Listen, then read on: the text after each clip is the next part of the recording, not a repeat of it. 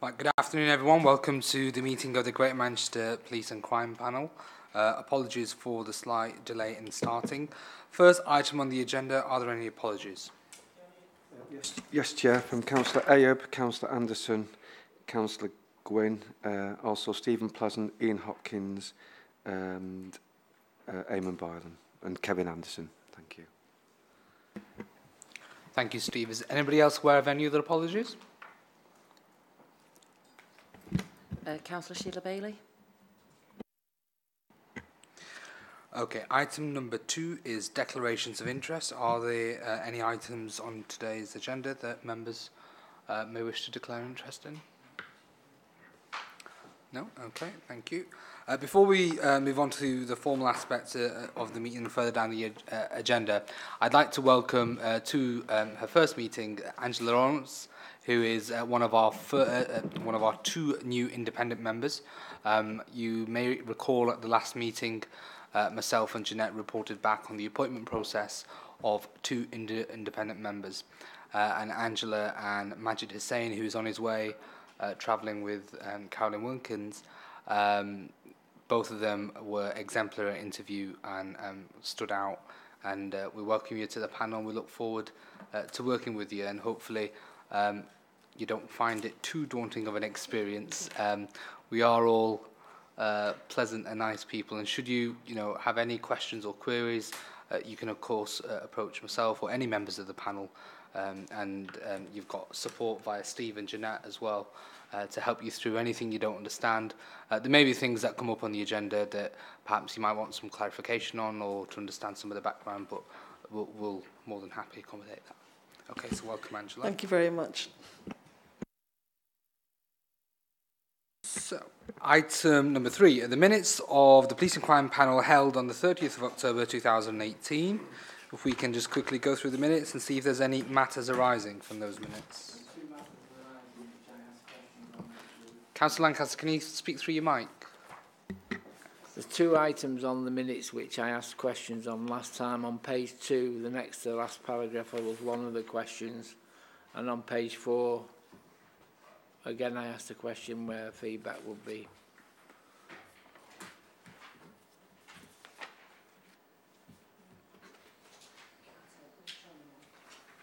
Yep, Jeanette?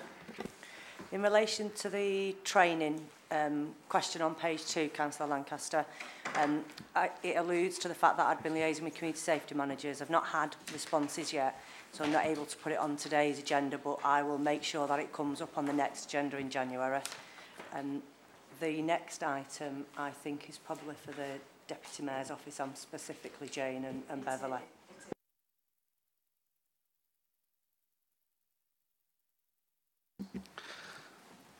Can I please remind everyone to please speak through the microphone to make sure they're on, because we are obviously being live streamed and it doesn't help the streaming when we don't speak through the microphones.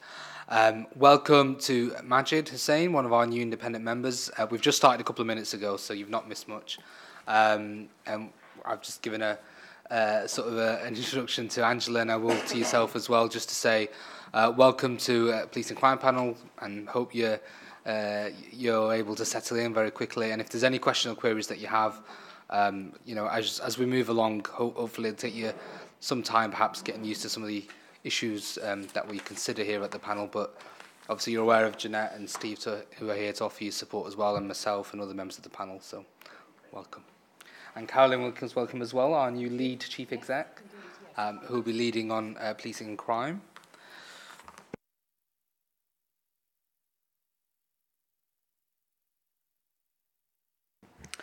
Okay, so item number 4 is the police precept setting considerations for 2019-20 and an update on 2018-19 investment areas. A report from Baroness Hughes and Jane. Jane's going to lead on this. Okay. Thank you, Chair.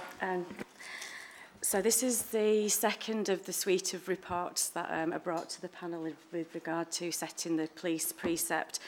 If you recall, last time we went through the actual process and the legal requirements of setting the precept.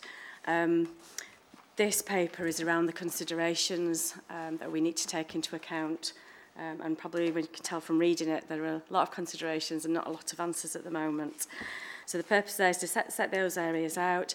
One of the requests at the last meeting was to look at feedback in terms of the investment areas from the previous precept rise, so we've got that in the report, and then the timetable for the actual setting of the 1920 precept. So it was, in terms of the autumn statement, we were hoping for an indication as to what would happen for police funding. That didn't happen. An announcement was made for extra money into counter-terrorism of 160 million, but there are concerns that there are hidden costs to host forces, of which Greater Manchester is one.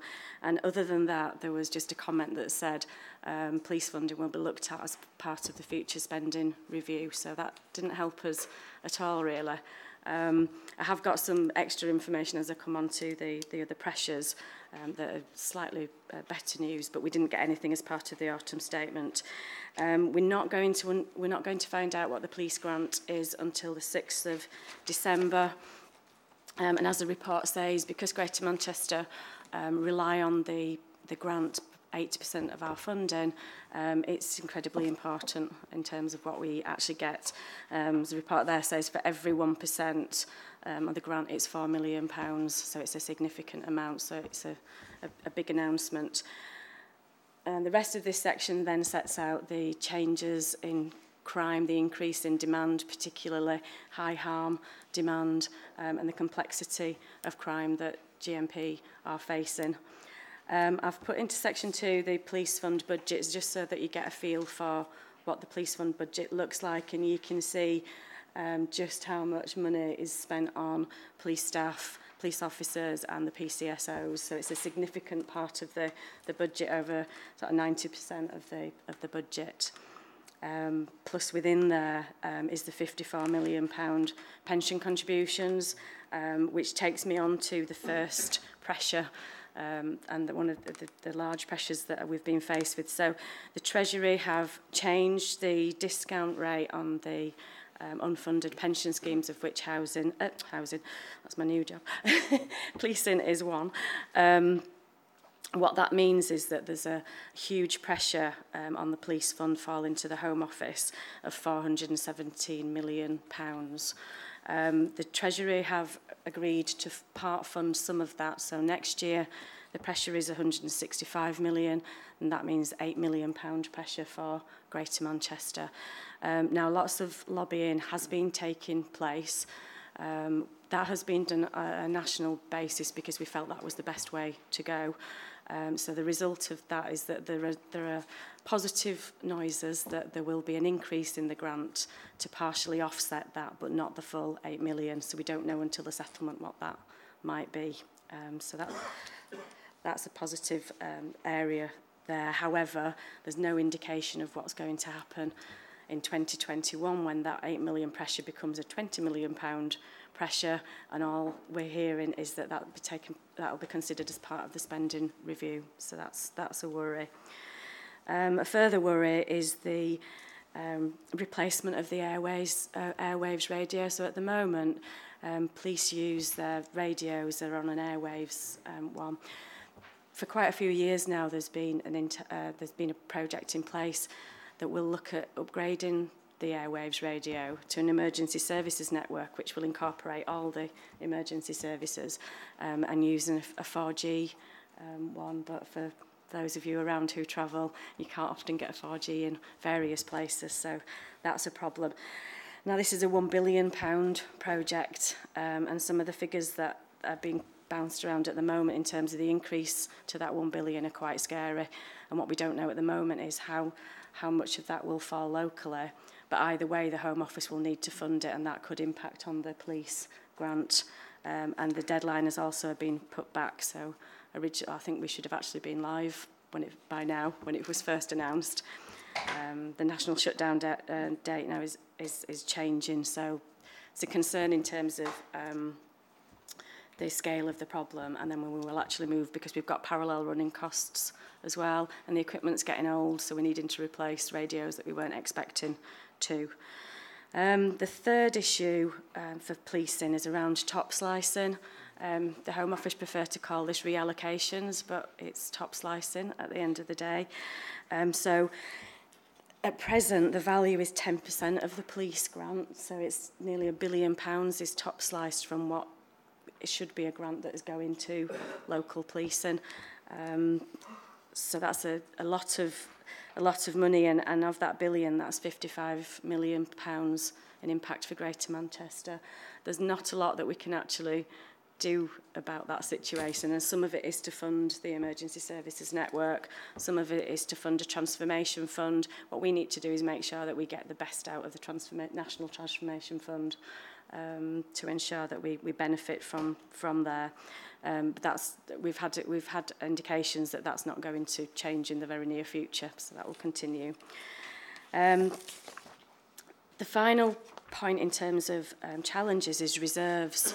So I don't know if you've seen any of the press that has been coming out of the Home Office, and they are commenting upon the reserves that sit within policing, which they are over £1 billion nationally.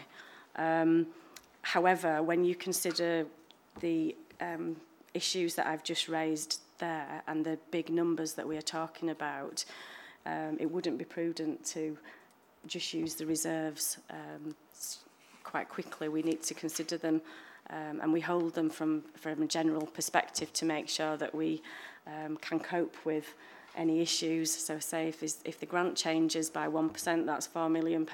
If we've got a £20 million problem for the pensions fund in future years, we need to be able to have something that we can smooth the impact with. So the Home Office will indicate that those reserves are quite large. We would say they're actually prudent in the current financial climate. The reserves are also there as well to use for some early intervention work. So in the past few years, we've seed funded some of the place-based integration work. There's the mental health triage that's in the control room, so we do use it for early intervention pressures. In terms of the precept, last year saw a change in the precept limits. Previously, it had been 2% or £5 for the lowest precepting, 10 lowest precepting authorities, of which Greater Manchester is the 9th lowest. Last year, there was a flat increase across all the force areas for £12. And as those of the panel that have been here before know, that was a tough decision to take, but felt that was the best decision to take at the time, to give as much of the resources to the Chief Constable as we could to keep Greater Manchester a safer place. So we don't know what the precept position will be at the moment. The indication through the consultation over the summer and up to the point of the pensions was that the precept would stay at £12 as the highest level you could use. There are conversations going on at the moment that may increase to allow to fund some of the pension position. So we don't know yet what that means. There will be a public consultation exercise following the 6th of December to seek the views of the public in terms of precept levels. So that will, but until we know what they are, we can't do that exercise. The timetable is as it was last time, so the precept report will actually be brought to the next panel in January on the 24th, with the Mayor and the Deputy Mayor's proposals for there. That covers the financial elements of the report. The second page has been provided to us by GMP colleagues in terms of an update on the investment areas. So I'm hoping that with Peter sat here in the room, he can respond to any of the questions. No. Okay, we will take them back to GMP if there are any questions around that area. But sorry, through you, Chair, if I may say, that the report summarises the areas that we told you about that the precept in particular would support in terms of service development or improvements. And this report tells you that they're all substantially on track or delivered. So I'm happy to take any questions on those items if members have them. Just before we go on to questions, I'm conscious that we've got new members of the panel, both elected members and independent members, and it's I think it's important to understand the decision that we took last year with a heavy heart, accepting the £12 precept, what implications that had and what resources that's brought to Greater Manchester Police.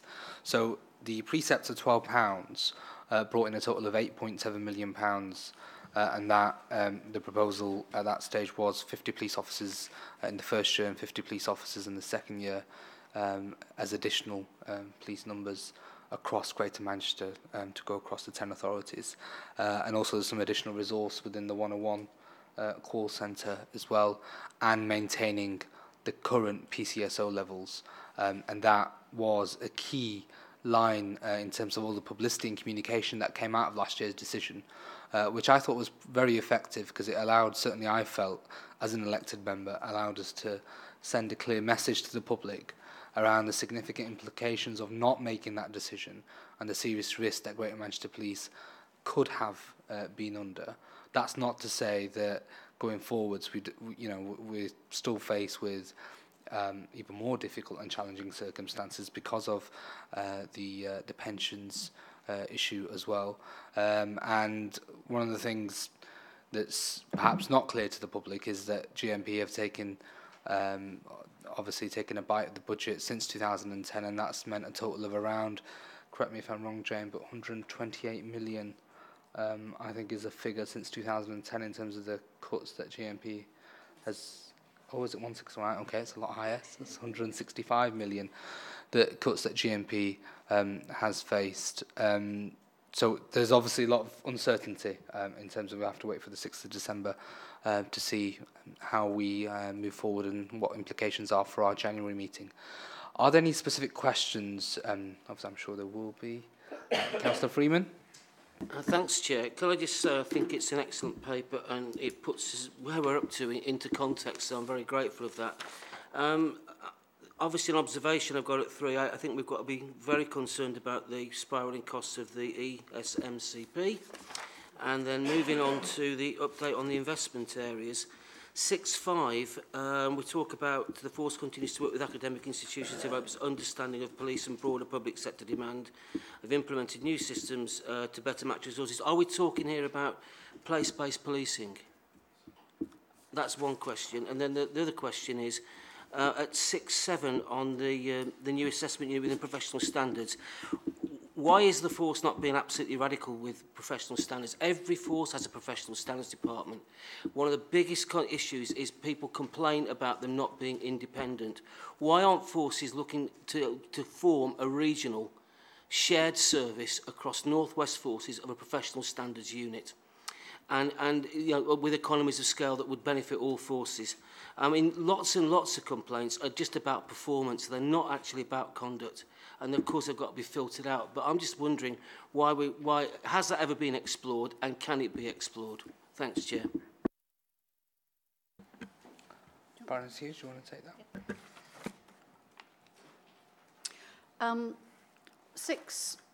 6.5, in relation to trying better to understand demand and how to respond to it, that's really about making sure that we maintain in practice as well as in terms of commitment, as far as we can, our commitment to neighbourhood policing and to place-based working. I mean, this is absolutely fundamental for us. But with the reduction of, 2,000 police officers and 1,000 PCSOs over the last 8 years, the stretch between meeting that demand at local level and the increasing demand in terms of very serious violent crime, serious sexual crime, county lines, child criminal exploitation, cyber crime, which is really escalating very, very rapidly and demands a different kind of response from the police. If you like, those two ends of the policing spectrum, to which we're both committed, is ever stretched. And so this is about seeing what the best evidence and the best research can tell us in that context of depleted and possibly continually depleted resources. We can, as I say, in practice as well as in rhetoric, maintain that commitment to neighbourhood policing.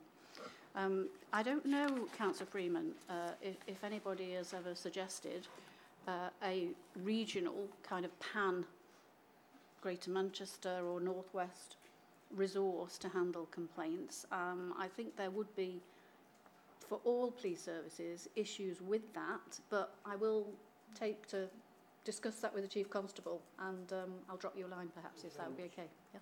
Thank you. Councillor Murphy.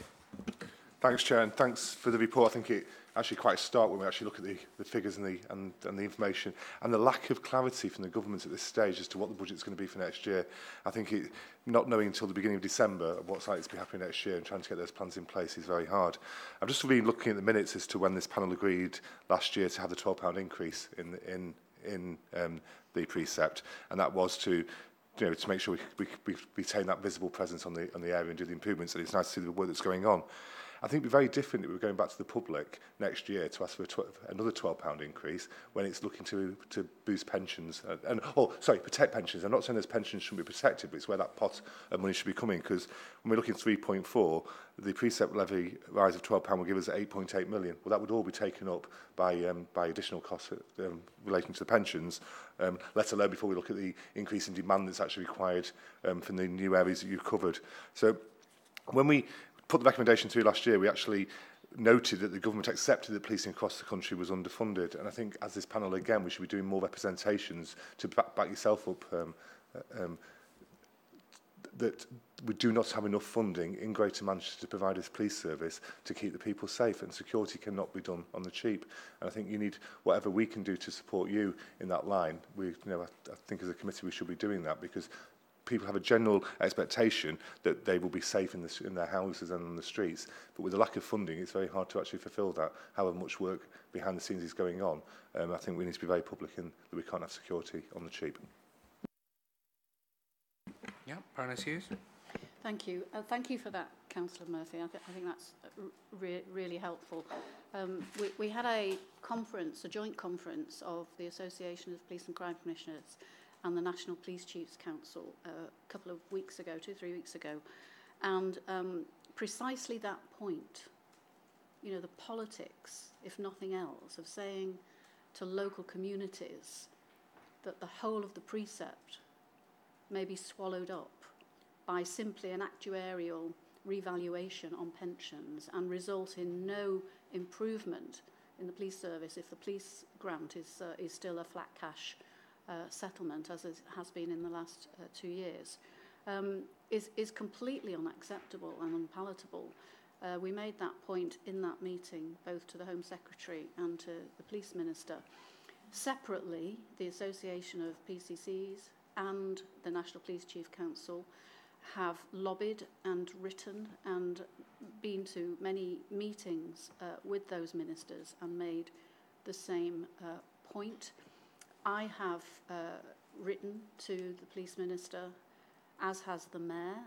I've also written to all our MPs to try and help them to use their voice in Parliament to make this point. So the level of lobbying and concern that's been expressed has been really considerable. However, I think the voices round this table represent the people of Greater Manchester. And I think if you were minded to make some sort of statement on the lines that you've made at this meeting, Councillor Murphy, that would add great weight to those calls.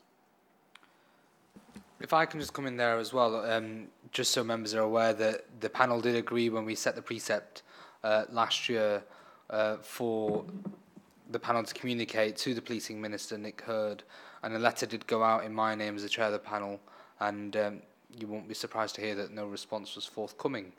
But nevertheless, over the last 12 months, as the Deputy Mayor said, that through various means, communication has been ongoing. And one of the things that we did, for example, in Bury yesterday at a full council meeting, we passed a motion, obviously condemning the police cuts and really discussing and looking in great detail at the bleak future that Greater Manchester Police faces with the current funding levels.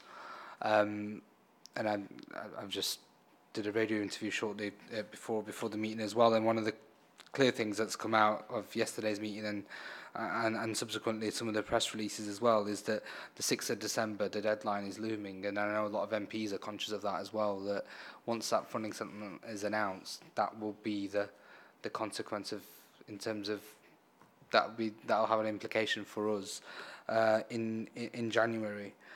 And one of the things I just wanted to ask Beverly, if I can, in terms of in September this year, the National Audit Office reported that Home Office ministers were not aware of the implications of cuts to all police forces across the country. And in fact, in their report, they came out to say they felt that the Home Office ministers were quite detached from the reality of the situation facing police forces. And I was just wondering what your take was on that in terms of the dialogue that you've had with the Home Office and in terms of the situation that GMP faces.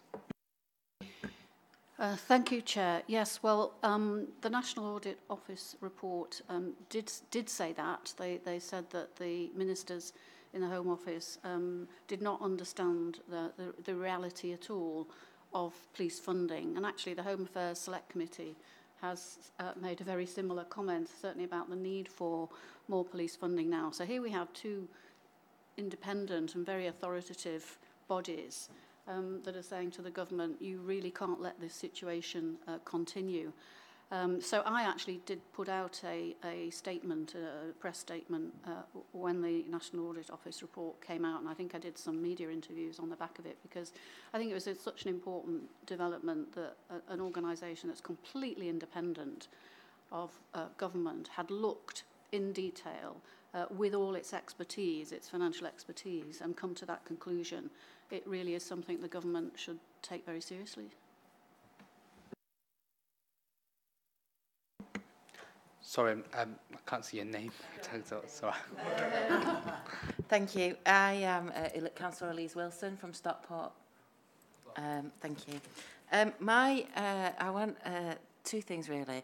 Is to echo what Councillor Murphy was saying earlier about going back to our communities and with another increase is going to be really challenging, I think. And the government are under this impression that they talk about potential spend, that the capacity for local government spend, and that we have this. And it's based on the idea that local governments are going to be putting up their council tax to the full capacity. And then they go and they add in adult social care with it. And then we're going to add on an additional element for the police. And it's not...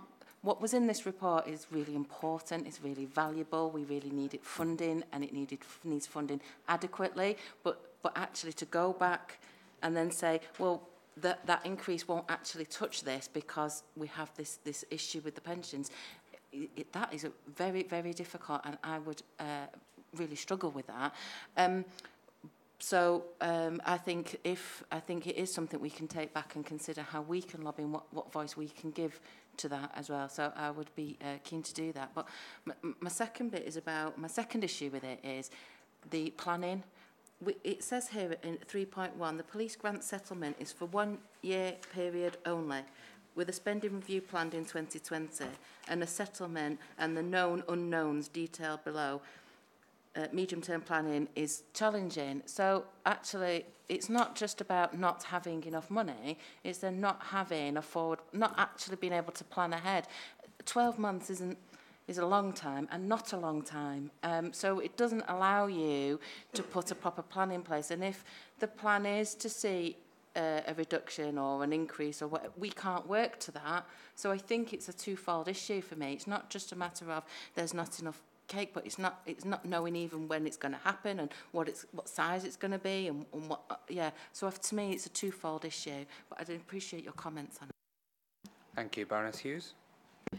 I think as a chief executive, meeting those wider challenges, which I'm very mindful of, that the local authority and therefore local citizens have in terms of budget setting in the round and the cuts that everybody, particularly local government, as we see, she may want to comment about that in a minute. It makes it very difficult going to the timescale issue, Councillor, because you feel as if you've just about set one budget, you know, and it's comes in on the 1st of April in terms of implementation. You start to do some of these things here. You get, you know, we've just got the 50 officers through and then lo and behold, you're into thinking, right, what's the next financial year? And, you know, a 3-year settlement at least would give such clarity and help you to be a lot more flexible with the resources that you have got, really, if you know what the money is over a longer period. I completely agree with you about the pension, and I've made that point. And just in terms of pressures, it just occurred to me that actually the other knot here is the pay award. And again, if we get a flat cash settlement in terms of the police grant, we've immediately got another wodge of money we've got to find without any additional income. So it will be a huge pressure, those two together. I think just to add to the comments that have already been made, I mean, certainly lack of certainty across local government and policing beyond 2020. We're all dealing with that, so it's always a bit of a, you know, you make your assumptions and model through, but we have no idea actually on the local authority side either in terms of allocation. And I think that compounds then some of the challenges in place-based working, because actually, you know, if we don't have at least some degree of certainty about funding streams, it's very difficult to work through in a locality how we're going to resource the model of working that we know is effective. I think the other thing is with challenging deadlines is it's very difficult to do the public engagement, because then we're responding, you know, in quite tight timescales. So if we actually do want to do some of that consultation and engagement, it just adds to it really. So hopefully it will come through next week. 6th of December is next week, isn't it? Yeah. No, it is actually. Is it the first? Yeah. So next week, and then the local government finance settlement will probably be 2 weeks after that. Jane? It's just, well, I can't give assurances around the spending review, obviously, but one thing that was omitted from this paper is what is happening in terms of lobbying around the spending review. So, as I've mentioned before, the lobbying around the pensions is done on a national basis, because that's felt to be the most effective. So there is a spending review submission being put together for policing, which includes Home Office officials, which talks to the issue of them not being connected to the demands for policing. So they are very alive to wanting to engage with this submission, and it includes the National Crime Agency, the APCC, the National Police Chiefs Council, and they're looking at 3 distinct work streams for the submission that would be ready to go to the government, hopefully in March, before they're considering.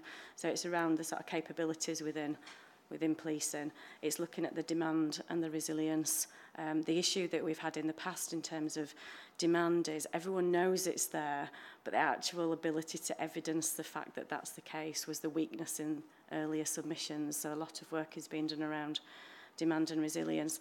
And then also to say that the policing itself isn't just coming cap in hand to say, can we have more precept, can we have more funding? It's looking at efficiency and productivity within its own service. So some of the top slice money is a transformation fund. It's £175 million, but the purpose of that is to increase efficiency and productivity within policing.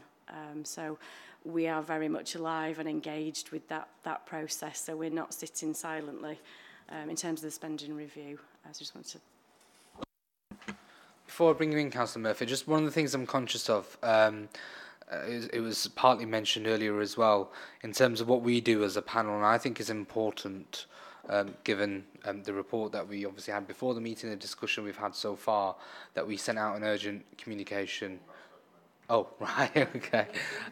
We sent out an urgent communication straight after this meeting, because I'm conscious that we're 7 days away from the settlement being announced, and you know, we can sort of, with the support of Jeanette and others, I'm sure we'll manage to turn that around quite quickly and put a strong worded statement together, which we can issue out. And of course, we'd expect everybody to share that in their respective districts, because I think it's important to get the message out. Certainly around the issues of the pensions, and it's not something that the public perhaps will understand at this stage, only when the precept level, when we make that decision, and the council tax and other issues are known closer to April.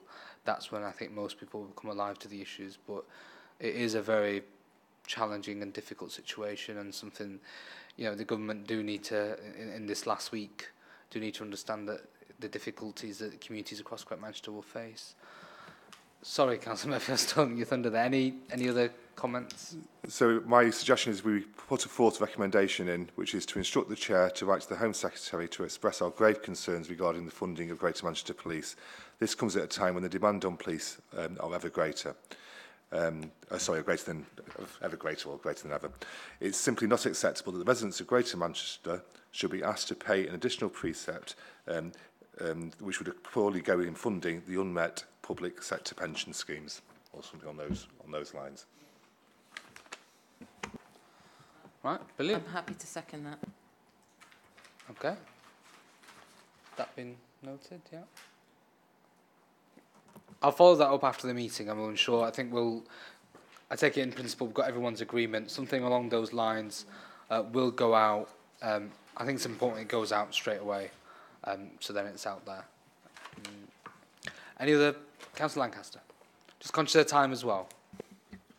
I'm supportive of the resolution, but I still think we've got a responsibility to look a bit more deeper into sort of the financial consequences of some of the decisions which we're likely to have to make.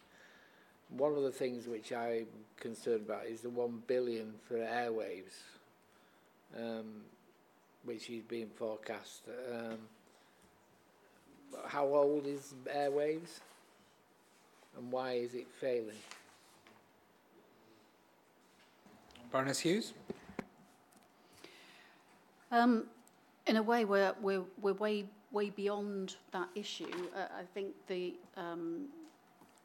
standard that Airwave can provide, the Home Office has decided, and I think the Chief Constables feel needs to have much greater capability and capacity, and so they've gone for a new system. The problems have been that, in my view, and I think the view of most police and crime commissioners, is that this has been very badly managed by the Home Office. It has been subject to long delays. It was supposed to be up and running in this area in Greater Manchester, I think in September this year. It's not going to be. It's now not anticipated until at least 2020. And that means at the same time the licences still have to be paid for the airwave system, whilst we are still contributing to the developing system. And we've now had to go into negotiation to potentially extend airways until 2022, I see in a report today, because they might be needed. The frustration in terms of the reports that we get regularly on this through the APCC network is that really, whilst we're going to be paying for it, we don't directly have a handle on controlling what's going on. That is the frustration. We are where we are. It's very unsatisfactory. It's going to be the process is unsatisfactory. It's going to be very costly, and the delay means that we have to run two systems at the same time until we've got this one up and running. Councillor Lancaster.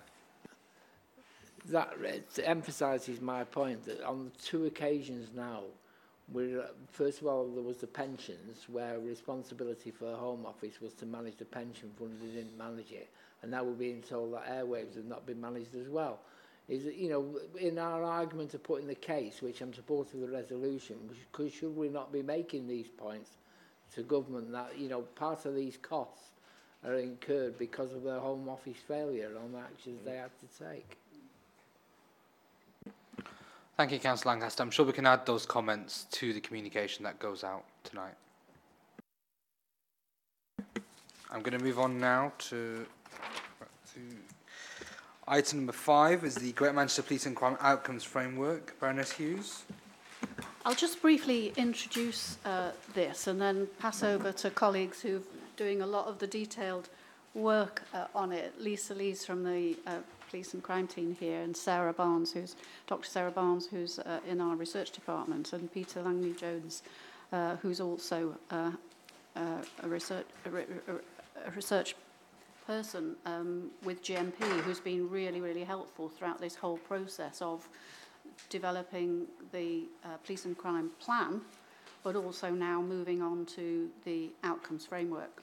When we started this process of the plan, we said at the outset and reported to the panel that we wanted as a valid and robust set of performance indicators, if you like, that we could use to measure progress towards the objectives that we set out in Standing Together. But wanted to frame those indicators in terms of, as far as we can, and it's a difficult research challenge, the actual outcomes for people in Greater Manchester. So not measuring inputs or, but outputs, but outcomes. What does it mean in practice? And how far are we and how quickly are we moving along towards the objectives? So it is a research challenge, but I think we've made some really good progress. One of the first things we've had to do, which colleagues will report to you in a moment, is actually first understand, is the data out there for us to access, to measure some of the things that we want to measure? And we're having to do some work and commission some work in order to answer that question. Some of the outcomes we think are important, which are particularly around people's feelings around safety and satisfaction and so on, we're actually going to have to gather that information ourselves, and we're at the start of a process of commissioning people to come and help us as to how to undertake that survey work with our citizens in Greater Manchester. So that's the kind of overall perspective here. This is what this is about, but I'll just now pass over. I don't know how you're going to handle this three-hander, Lisa, but if I may, Chair, through you, pass over to colleagues to go through the slides and the detail. Yeah, Lisa and the team. Okay, thank you. Thank you.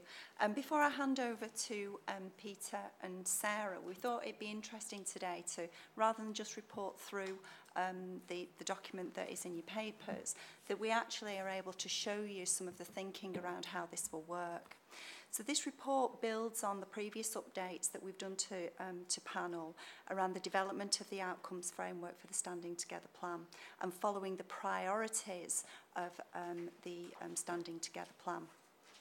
We're at the stage now where, as the Deputy Mayor has said, we're able to propose what this, the outcomes framework could look like for Greater Manchester. And we're also, as part of developing that, at the beginning of a stage of quite detailed consultation meetings across each of the districts.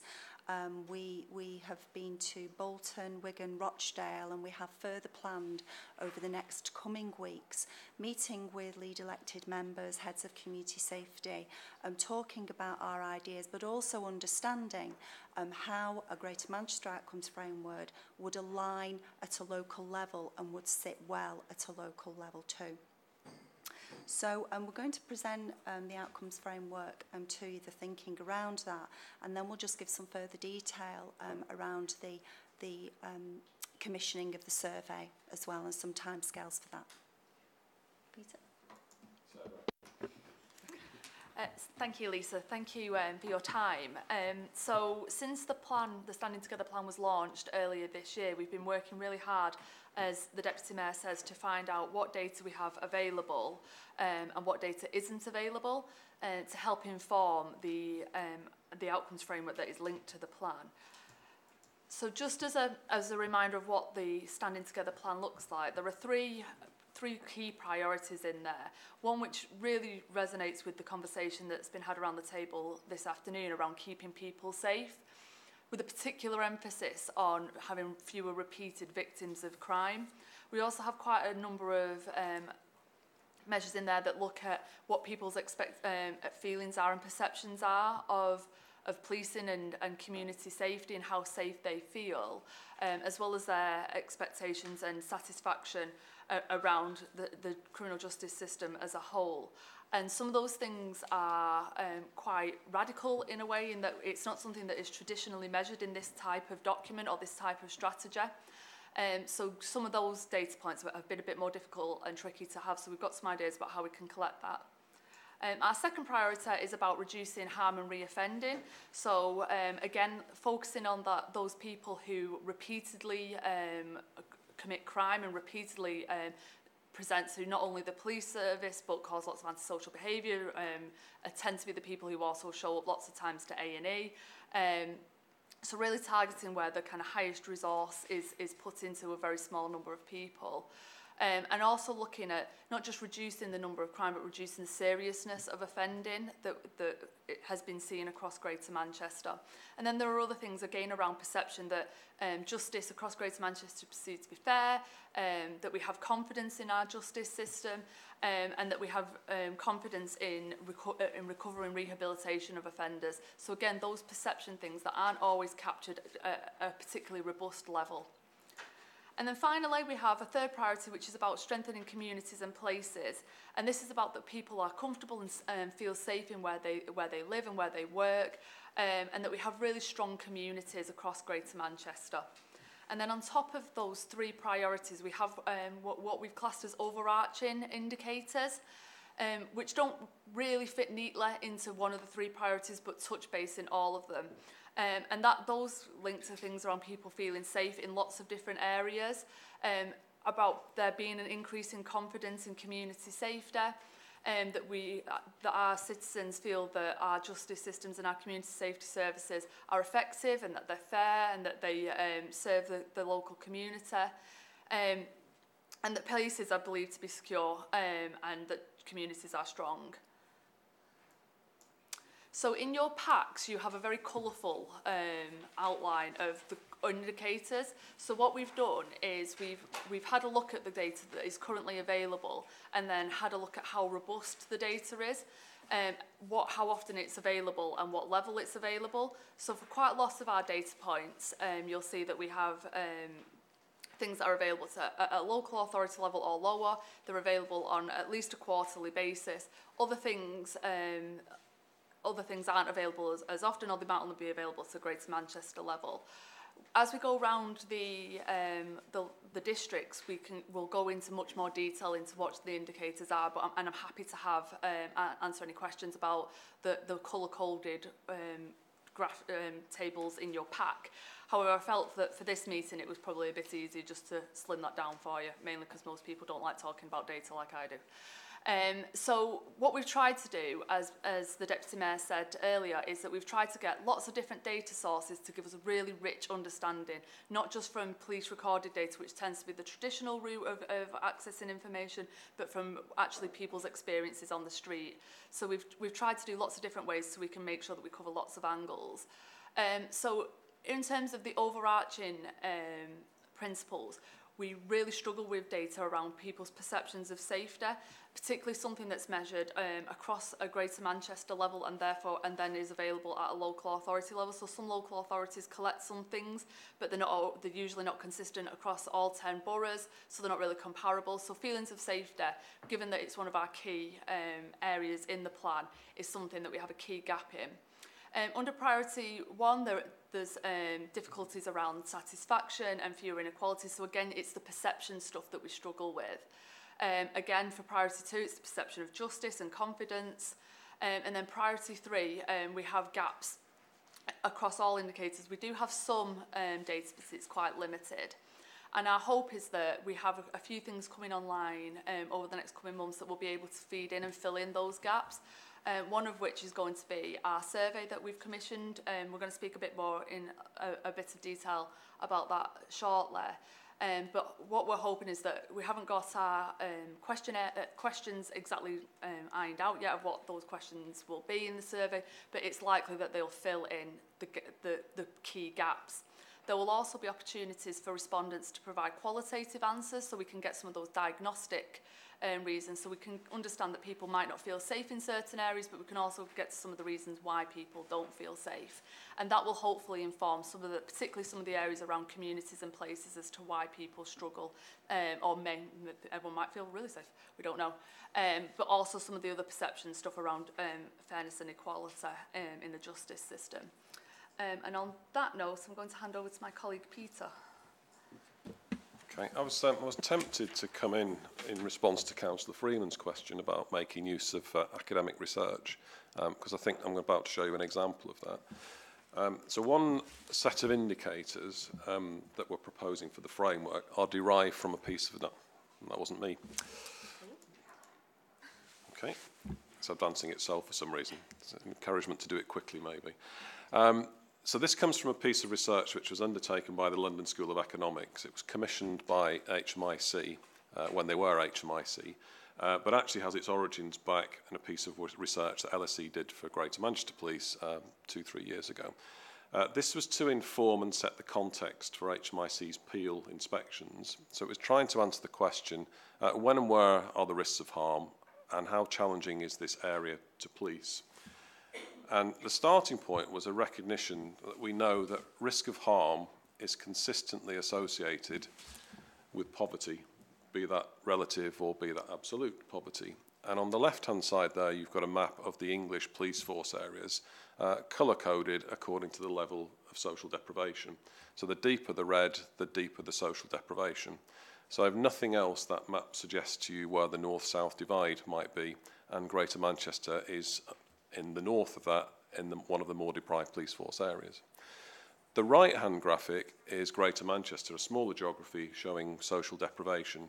And what that illustrates is that Manchester, Greater Manchester, has marked areas of affluence and marked areas of deep depression and deprivation, and very often they're cheek by jowl, which is a known criminogenic effect.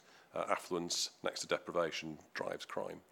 So it's complicated looking at a whole police force.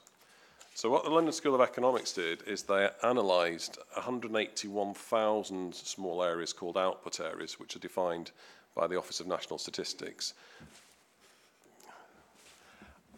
It really is encouraging me to go faster, isn't it?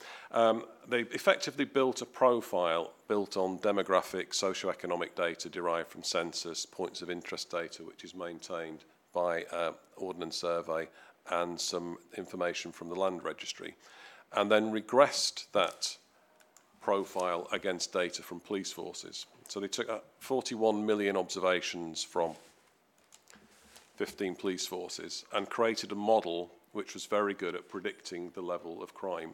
So for any social scientists in the room, the R-squared on that is 0.83, which frankly is phenomenal for a piece of social science. That means 84% of the variance is explained by that model, or if you like, this model is 84% accurate in its predictions, is another way to hear that.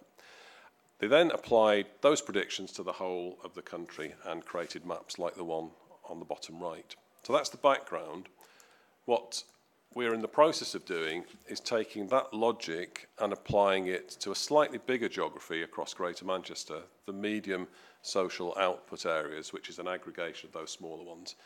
For the purpose of today, there are 343 such areas across the whole of Greater Manchester. And what we're in the process of doing is identifying what the predicted levels for those groups of crimes and incidents are for each of those geographies. And then we'll compare what was predicted with what actually happened. And it's at that point we've got a number of indicators for the outcomes framework. So that's what the mid-level, the MSOAs look like for Greater Manchester. So this is what we're proposing to include in the outcomes framework. Interestingly, that one didn't advance. So before you get too excited about the numbers in there, you'll notice I've anonymised the districts. In reality, the districts would be identified.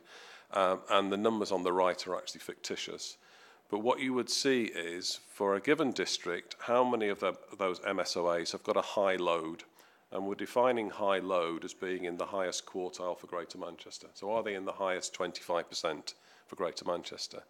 But more interestingly, is that high load higher than expected? So it's both high and it's higher than that was predicted by that LSE model. And then we would do that for a number of different categories that were on the previous slide. Sitting beneath that, there would for each district, there'd then be a breakdown showing what the load and the level is for each of the MSOAs that make up each of the 10 districts across Greater Manchester. So our hope is that this will then start to invite questions about what's going on in different geographies, in different places, and then invite the questions about the provision of services in each of those areas. So as much as it's an outcome, but it's also a diagnostic, is our thought. There is potential to go further if it's felt there's a need to do that and break this to an even smaller geography. But the issue with that is you wouldn't get the reports as frequently. The smaller the geography, the less frequent the information. So that part of the reason for lifting the size of the area is to allow us to report this on a quarterly basis. So I did that very quickly. I'm happy to take questions either now or possibly more easily in the district meetings, which we're in the process of setting up with you. So that, hopefully that gives you a flavour for the direction. We're trying to move away from basing the outcomes on counts of crime and counts of activity. So this is both diagnostic and outcome. Okay. We do still have some work to do. Part of it is how we package and present that, but I'm going to hand over to Lisa, who's going to walk you through the work in hand. Okay, thank you, Peter. So we mentioned, the Deputy Mayor mentioned at the very beginning of this item, about how it was important that we understood whether our efforts in Greater Manchester level and also at district level were making a difference to local people. And that is ultimately what the Standing Together plan aims to do in terms of people's feelings of safety. And the only way that we were able to have sound information on that was to commission a survey of Greater Manchester residents that would be sufficiently robust, that we would have a confidence in the results that were coming out of that, and that it was able to be reported at both a Greater Manchester level but also at a district level on a quarterly basis.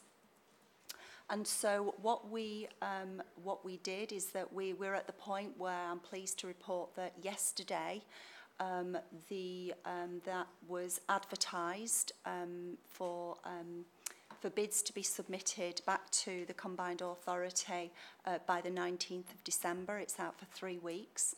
The specification that we have put out was put together through what kind of called an editorial group, which was a combination of experts from academics from local universities, but also my colleagues to the right, Sarah and Peter, in terms of experts around crime and antisocial behaviour and the different ways that we could measure that, and approaches that have been used previously nationally.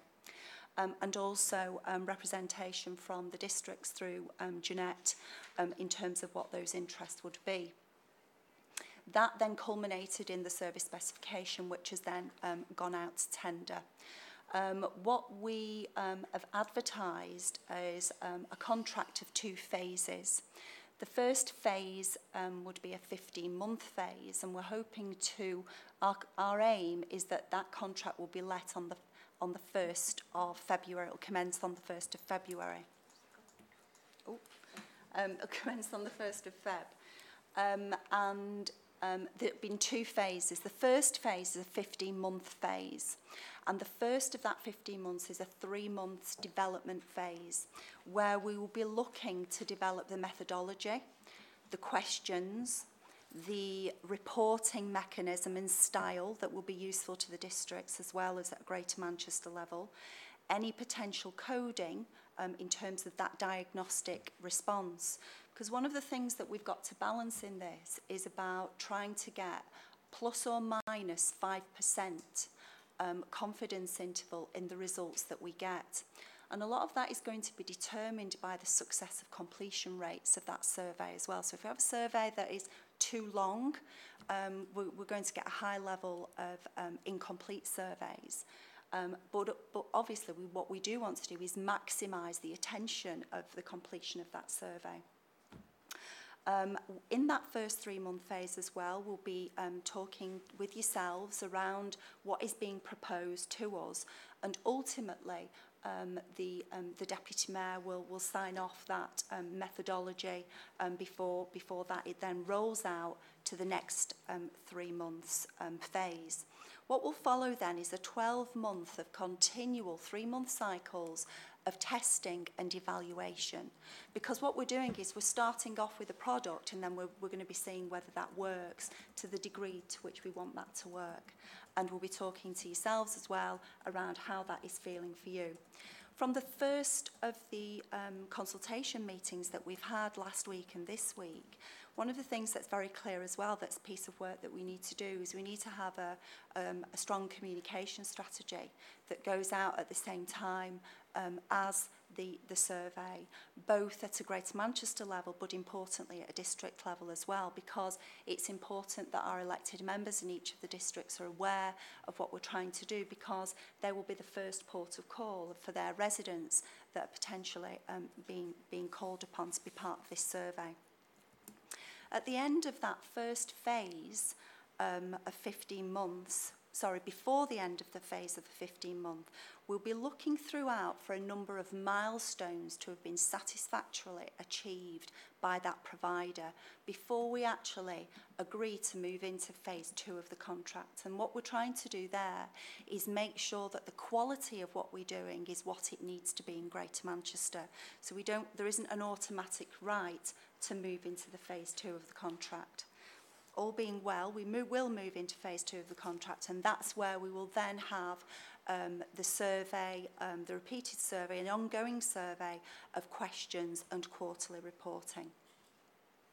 I've already mentioned the importance of the engagement with the districts in terms of the work we're doing overall for the outcomes framework, but that will continue as well as we move forward into the survey.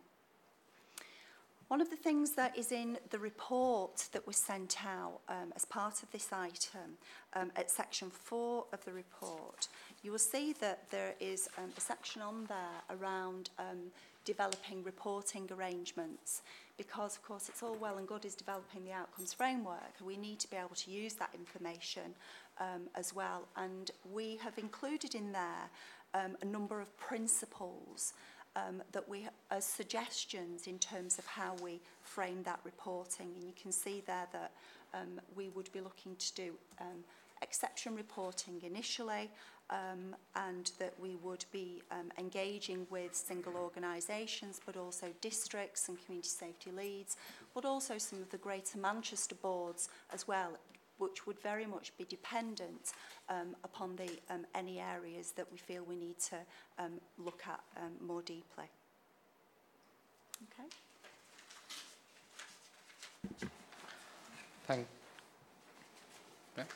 Thank you. It's quite a comprehensive update. I'm just conscious of the time, so we're on just after 4:15. So, are there any comments or questions? Councillor Lancaster and then Majid. It's just a quick question. How are the business community going to be consulted? Very interesting question. That's a very interesting question, Councillor Lancaster.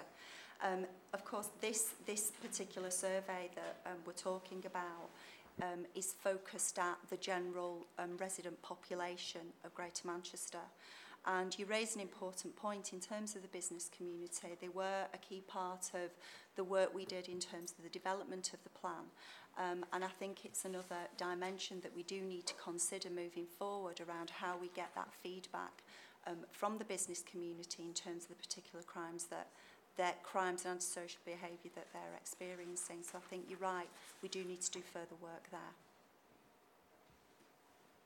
Majid? Okay, a couple of things I think is a great start.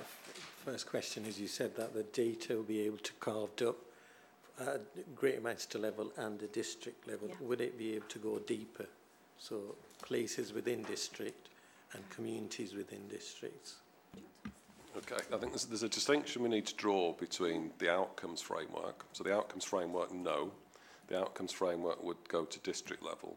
The ancillary information to help make use of the outcomes framework, in some cases, yes, it would go to a smaller geography, but it won't necessarily go to the smaller geography for every indicator. So it's unlikely, for example, that the survey will be sufficiently large to report a valid sample at smaller than district level on a quarterly basis. It might be possible to report a smaller geography on an annual basis once the survey's been established. So it will depend on the indicator as to the depth of the accompanying management information. But in most cases, yes, that is possible. Okay, and the second thing I'm just a little bit wary of is we're asking a lot of questions and we're going to get some responses in terms of resources to address those issues. So it's all right asking people a load of questions and saying, yeah, you feel safe, you don't feel safe. But based on the previous discussion about the preset and the lack of resources, are we then going to be able to have the resources to address those issues? It's not a survey question, but... Okay, so what we're anticipating in terms of the information that will come from the outcomes framework is that will help how we then interpret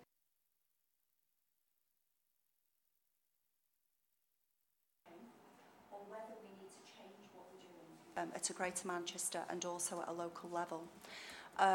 As you're aware, that the Deputy Mayor already allocates funding to each of the community safety partnerships across Greater Manchester, and all things being equal, I'm aware that that is something that is going to continue. And in addition to that, the community grants, which has been an additional delegated pot of funding in this financial year, will also be evaluated. So rather than looking at this as a different range of issues that are being highlighted, what we do need to be doing is using this information to check that what we're doing is on track to meet the needs of the local community, and if not, change track. So I think this is less about being the starting point for bidding for resource and more about asking the question about how well are the existing resources being used. Yeah. So that might lead to reprioritising both locally and across GM, but I don't see it as a vehicle for bidding. Angela, you had... Right, okay. Councillor Freeman? Yeah, can I just ask, and I appreciate we're going out to procurement on the design to approach and surveying, but when it comes to consultation, how do you anticipate that? Will it be online? Will it be road shows? Will it be going out to each district specifically? Has any thought been given to that, or are you is that part of the procurement process? You've answered your own question. It's part of the procurement process. Well, in that case, would we be allowed to express preferences? I mean, I think it's very important you actually take Gmca or the combined authority to where the people are. And you're talking about town centres, you're talking about civic centres, you're talking about where they're congregating Saturday mornings to get them. It's very, very important. You talked about needing a good sample.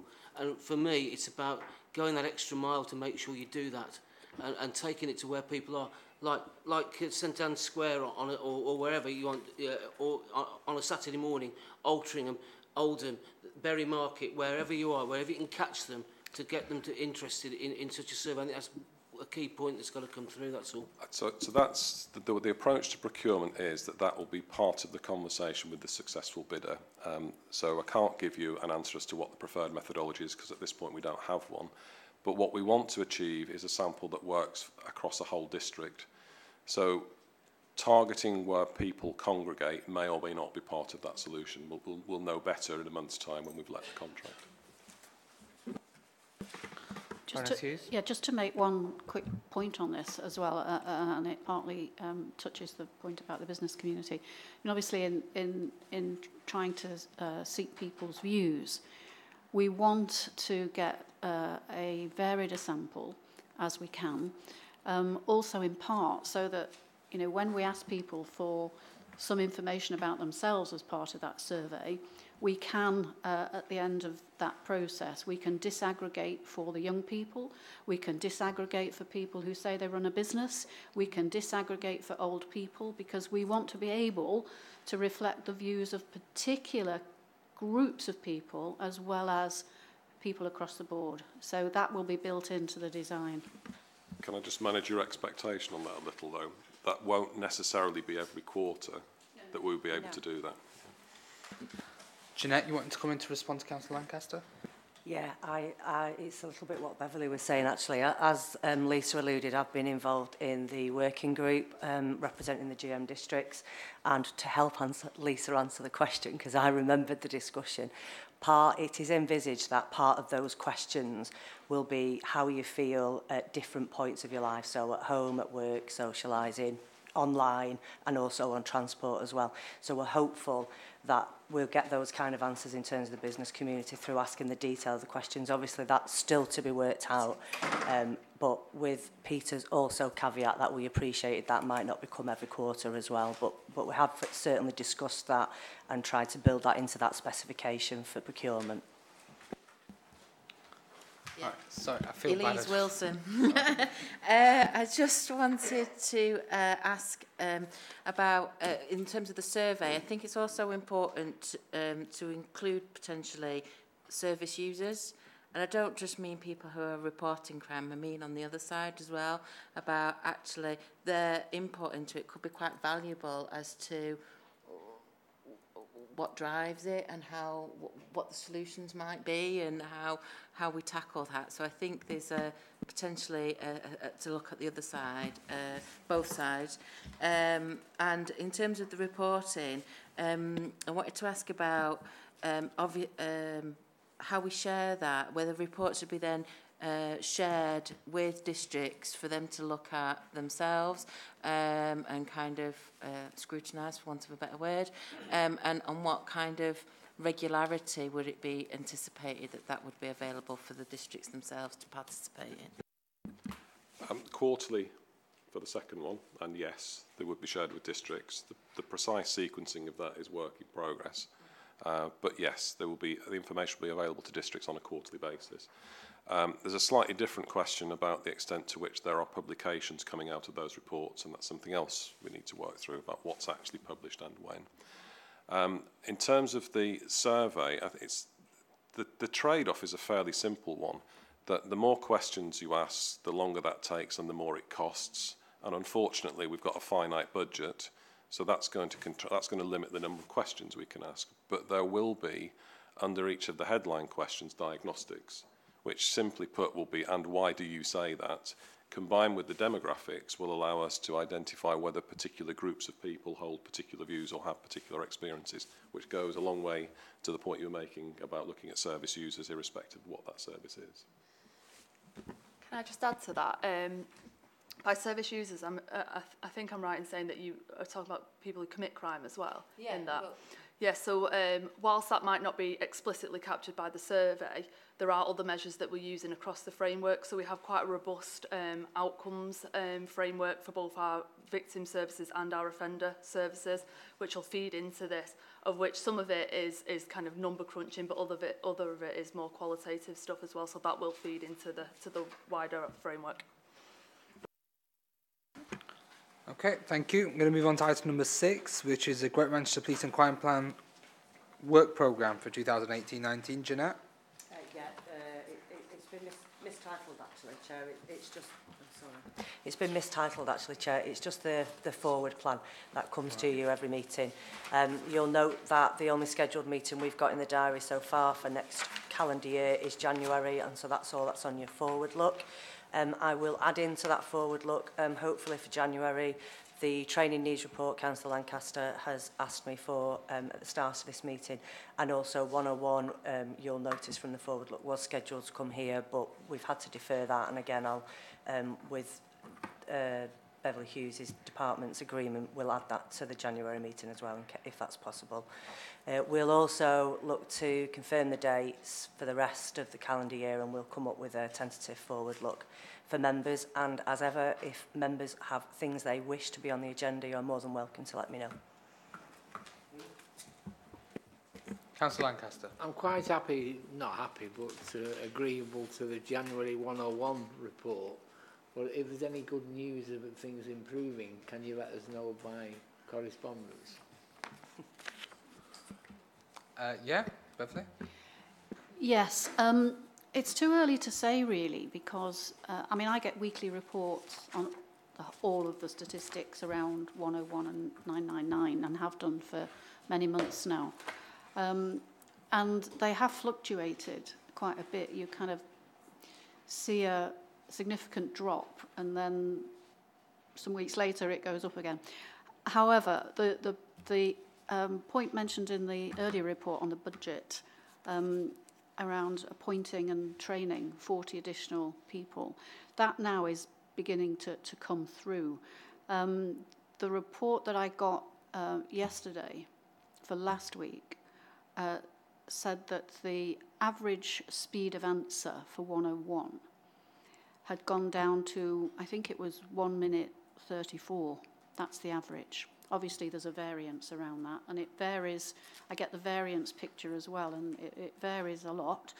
Certain times of days, it's much greater than others, but the actual average, that was a significant drop from about 3 minutes something a few weeks before. So I've asked the question, you know, is this just another blip, or is it the start of seeing the impact of these additional people? Because it's taken some time both to recruit them, but also to train them. And while they're being trained, some of the existing call handlers have to be involved in the training. So you reduce your resource a bit as well in terms of the workforce that's in place.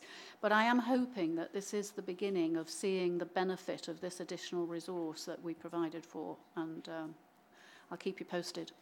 Okay. Any other? Sorry, Councillor Freeman. Yeah, thanks, Chair. Can I ask that in future we're all cited on the work of the police and crime steering group, so included on the circulation of papers that goes out to them.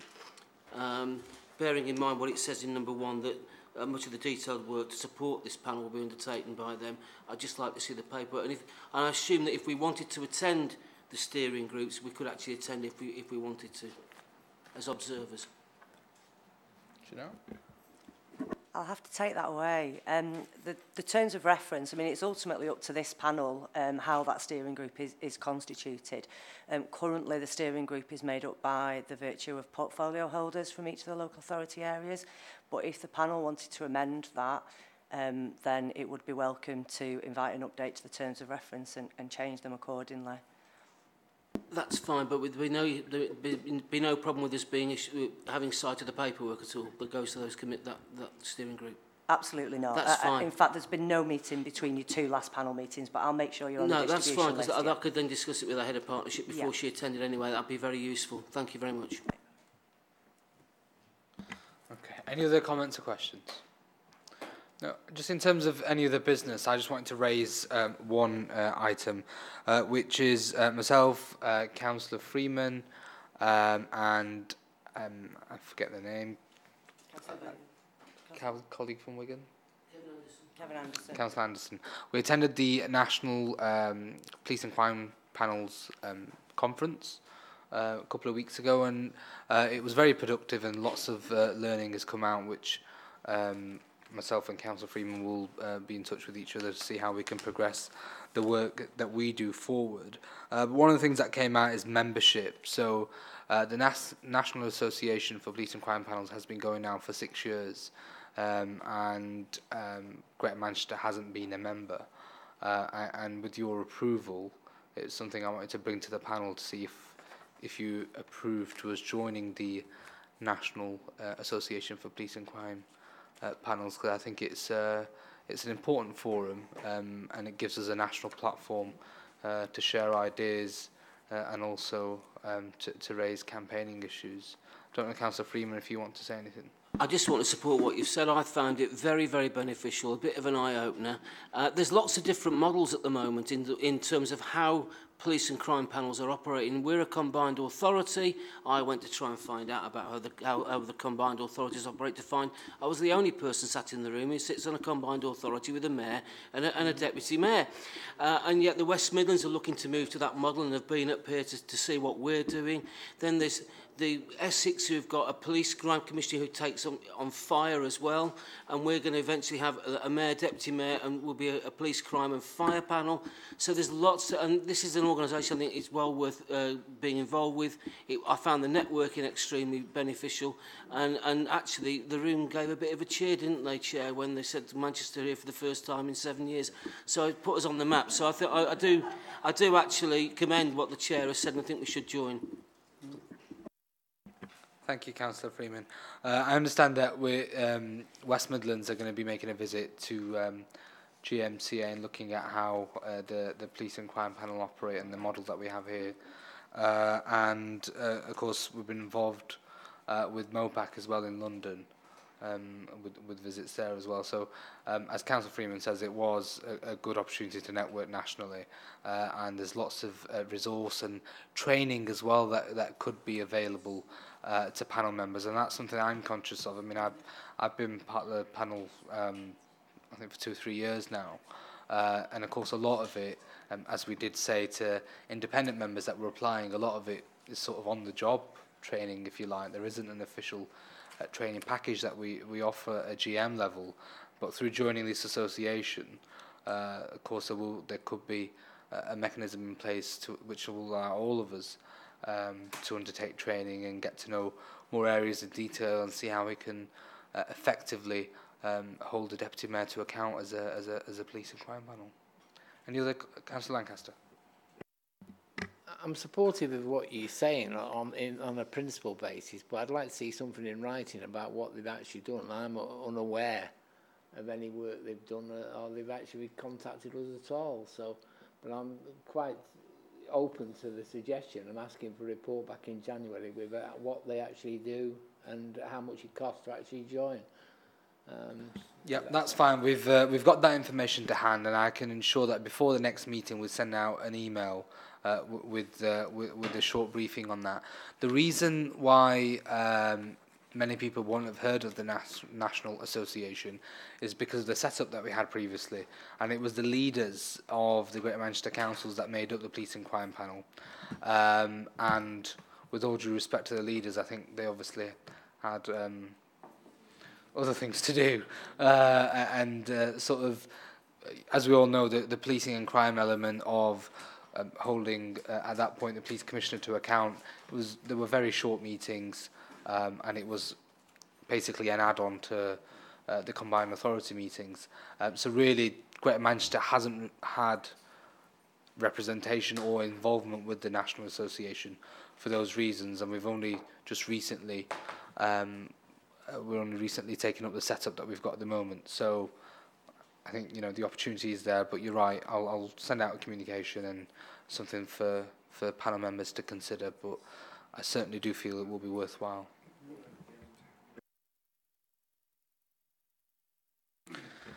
Okay, it's 4:36 and I'll call the meeting to a close. Thank you.